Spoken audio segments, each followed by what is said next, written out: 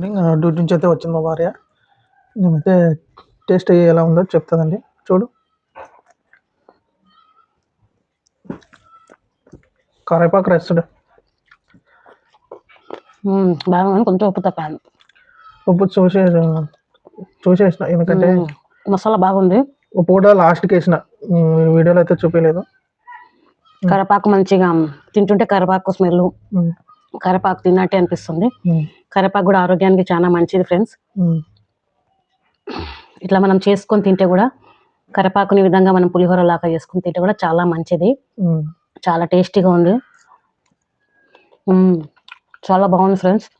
మీరు కూడా ఇంట్లో తయారు చేసుకోండి. మా ఛానల్లో ఈ కరివేపాకుది పులిహోర ఏ విధంగా చేయాలన్నది మా ఆయన చేసి పెట్టాడు ఫ్రెండ్స్. చూసి ఏ విధంగా తయారు చేసిండో మీరు కూడా ఇంట్లో ఆ విధంగా తయారు చేసుకొని తినండి. హెల్త్కు చాలా మంచిది. కరివేపాకు పులిహోర చాలా మంచిగా ఉంది. హెల్త్ కూడా చాలా మంచిగా ఉంటుంది.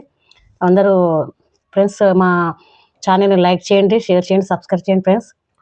తయారు చేసుకునే విధానం అయితే చూపిస్తానండి మీకోసం.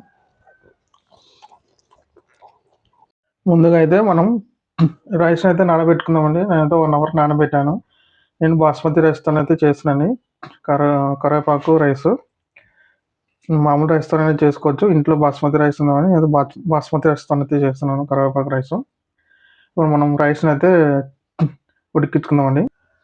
చూడండి, రైస్ కోసం అయితే ఒక గిన్నె తీసుకొని వాటర్ అయితే వేసుకున్నాను. మనం బియ్యం కావాల్సిన వాటర్ అయితే వేసుకొని కొంచెం ఆయిల్ అయితే పోసానండి. ఎందుకంటే కొంచెం పొడి పొడిగా రావడానికి రైస్ ఆయిల్ అయితే పోసాను. ఎసురు వచ్చినాక మనం రైస్ అయితే వేసుకున్నామండి.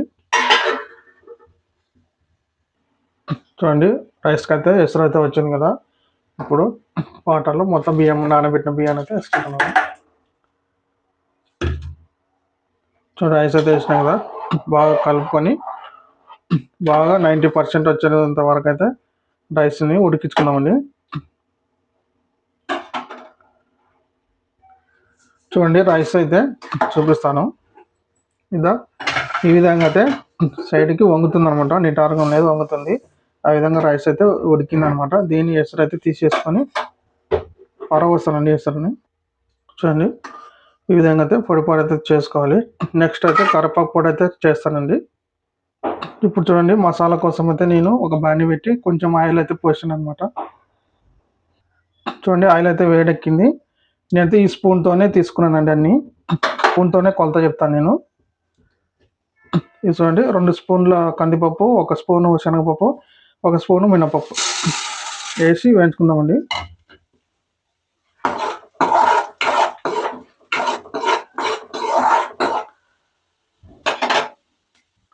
చూడండి, అవి వేగే లోపల నెక్స్ట్ అన్ని స్పూన్తోనే నూనెలు, మిరియాలు, జీలకర్ర అయితే వేసుకున్నామండి. వేసుకొని వేసుకున్నాం.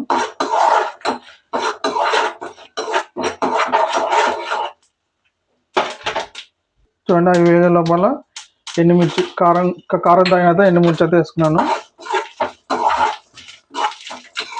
బాగా దూరంగా అయితే వేయించుకోవాలండి. బాగా పచ్చివాసన అనేది పోవాలన్నమాట పొడికి. నెక్స్ట్ అయితే కరివేపాకు,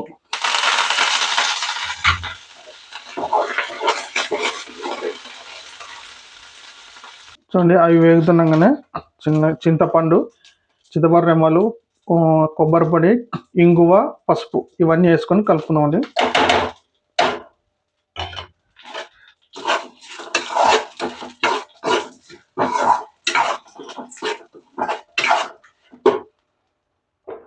చూడండి, లాస్ట్కి 5 రెమ్మలు వేసుకొని చల్లార్చినాకైతే మనం అయితే మిక్స్ అయితే పెట్టుకుందామండి ఈ పొడిని. చూడండి, మిక్సీ జార్లతో వేసి దీని అయితే మిక్స్ అయితే బాగా మెత్తగా అయితే పట్టుకున్నామండి. చూడండి, ఈ పొడి అయితే ఈ విధంగా పొడి అయితే చేసుకున్నాను. దీన్ని ఇప్పుడు నేను ఒక బేసిన్లో అయితే రైస్ వేసుకున్నానండి. దీంట్లో పొడి అయితే మొత్తం వేసుకున్నాము. చూడండి, రైస్లో పొడి అయితే వేసాం కదా, దీన్ని అయితే బాగా రైస్లో కలుపుకుందామండి.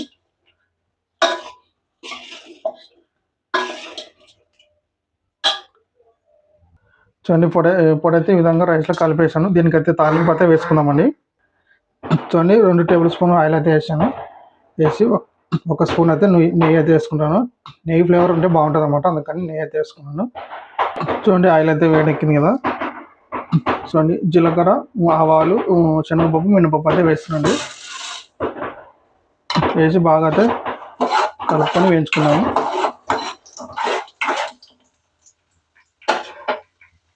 చూడండి అవి వేగుతున్నాగానే నెక్స్ట్ పల్లీలు అయితే తీసుకోండి.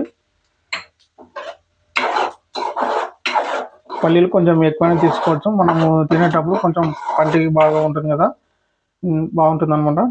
కాబట్టి పల్లీలు అయితే వేసానండి. పల్లీలు వేగుతున్నాగానే నెక్స్ట్ ఎండుమిర్చి అయితే వేసుకున్నాండి. ఎండుమిర్చి వేసుకొని కలుపుకున్నాము. నెక్స్ట్ అయితే జీడిపప్పు అయితే వేసుకున్నామండి. జీడిపప్పు, కరివేపాకు వేసుకొని కలుపుకున్నాం. మంట అయితే స్లోగా పెట్టుకొని వేయించుకుందామండి. చూడండి లాస్ట్కి అయితే పసుపు, ఇంగువ వేసి కలుపుకుందామండి.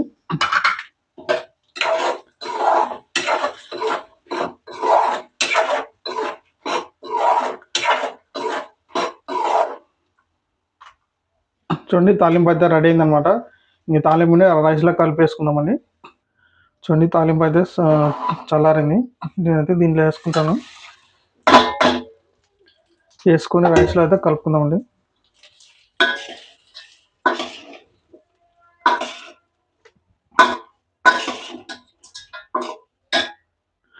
చూడండి రైస్ని అయితే ఈ విధంగా తాలింపు మొత్తం కలిపితే ఈ విధంగా అయితే వచ్చిందండి.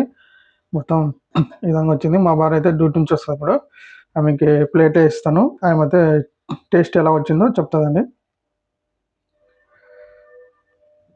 ఈ వీడియో మీకు నచ్చినట్లయితే ఒక లైక్, సబ్స్క్రైబ్ చేయండి ఫ్రెండ్స్.